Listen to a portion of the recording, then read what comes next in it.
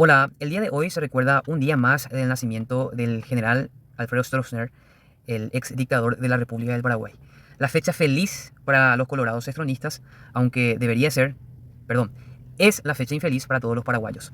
Y debido a esta efeméride es que hoy quiero hablarles de un aspecto importante, tenebroso y poco conocido de su gobierno, el operativo Cóndor, que fue una especie de pacto, una especie de coalición entre los países dictatoriales de ese momento de este continente, el Cono Sur, en donde Argentina, Brasil, Uruguay, Chile, Bolivia y Paraguay unirían fuerzas para la lucha contra el comunismo o contra los comunistas de este continente.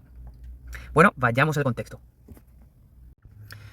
Importante es entender el contexto en el que los gobiernos militares dictatoriales de derecha de este continente emergieron, se forjaron. Y fue debido a ese conflicto que adquirió carácter universal, a ese conflicto de ideologías que prácticamente acaparó todo el mundo. Me refiero a la Guerra Fría. La Guerra Fría, que estaba representado por una parte por Estados Unidos a través del capitalismo y por la Unión Soviética por otra parte a través del comunismo.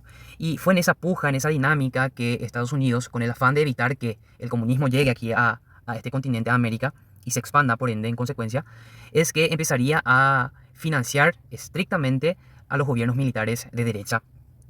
Y bueno, ya llegando a 1970, cada uno de estos gobiernos empezarían a tener ya una especie de, o empezarían a consolidarse, a consolidarse. Sin embargo, cada uno tendría sus respectivos opositores. Ellos lo llamarían revolucionarios o directamente guerrilleros. Por ejemplo, en la Argentina estaría el Ejército Revolucionario del Pueblo, también los montoneros. En Uruguay, por ejemplo, estaría el movimiento de los Tupamaros, que fue representado o estaba liderado por el expresidente de la República de Uruguay entre el año 2010 al 2015 digo bien, Pepe Mujica, José Pepe Mujica. Brasil, Bolivia, Chile también tenían sus movimientos opositores o sus guerrilleros. Y Paraguay, por ende, no estaría excepto exonerado de esa coyuntura. En el año 1960, 65 más o menos empezarían a emerger, a forjarse el movimiento 14 de mayo, por ejemplo, 14 de mayo, luego también el movimiento Fiuna, que era más o menos una extensión de ese movimiento. Pero sin embargo, para 1970 estos movimientos ya habían sido desarticulados.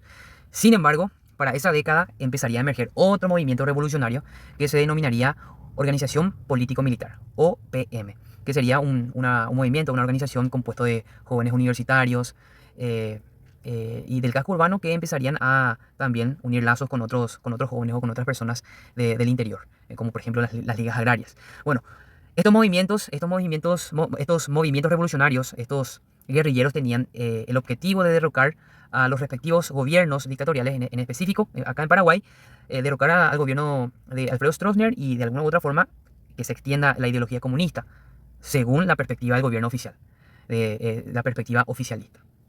A la par del crecimiento de estos movimientos, de estos opositores, también, por supuesto que el gobierno, me refiero al gobierno de Stroessner, por supuesto que el gobierno tenía una respuesta mayor, una represión mayor.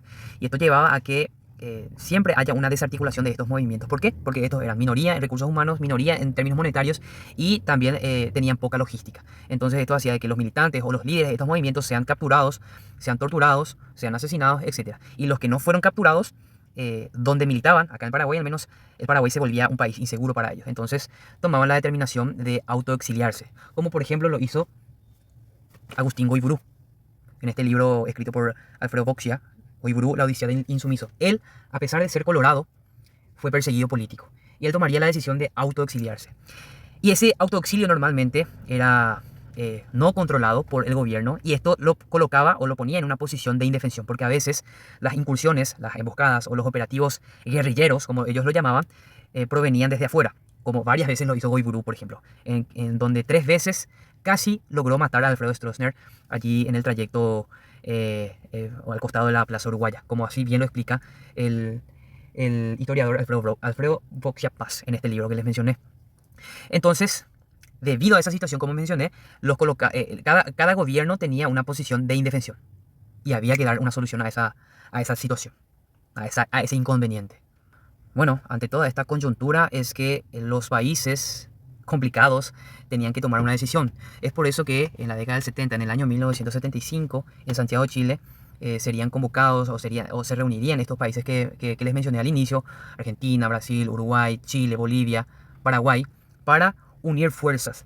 Y es así donde surgiría el Operativo Cóndor, que como les dije era una organización entre estos países en el que unirían fuerzas cooperativas para combatir las fuerzas subversivas, o sea, el comunismo.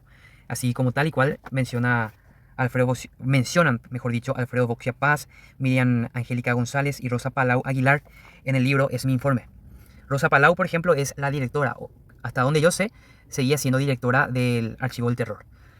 Y en este libro Es mi informe, ellos estamparon una cantidad de documentos que desnudan que este operativo, poco conocido, como les dije, existió.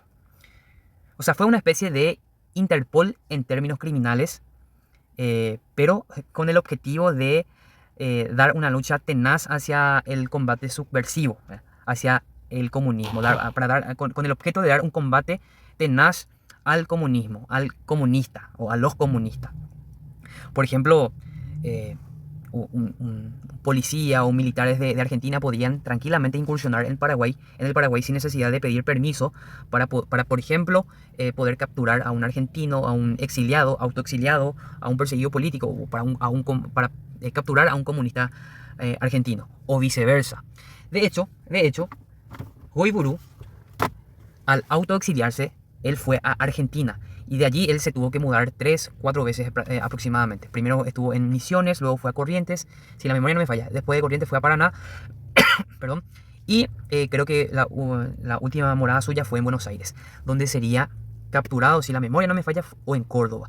Lo cierto es que él sería capturado no por policías paraguayos, sino por policías argentinos, por la gendarmería. Por la gendarmería, o sea, la policía argentina, que ya lo estaba buscando, así empezaba, que fue capturado tras una operación que tuvo su tiempo, su proceso. Y por febrero, marzo aproximadamente de 1977 fue capturado, su segunda captura. Él había sido capturado en el 73, más o menos unos años antes, pero posteriormente tendría la astucia de escapar de la cárcel de Stroessner, una cárcel de máxima seguridad en esa época, la comisaría séptima. Bueno, ya llegando al final de este video, mencionar que más que una fecha feliz, realmente es una fecha infeliz, pero que hay que recordar siempre, precisamente para que no vuelva a ocurrir. Por ese eslogan que adoptó, que instaló la Comisión de Justicia y Verdad a nivel janhuaico. Y también quiero recordar a la doctora Gladys Meilinger de Saneman, que escribió sus memorias en aproximadamente 500 páginas, que también fue víctima del Operativo Cóndor y también fue compañera de Agustín Goiburu. Ambos eran médicos. Bueno, ojalá les haya gustado y les haya refrescado la memoria para que no vuelva a ocurrir.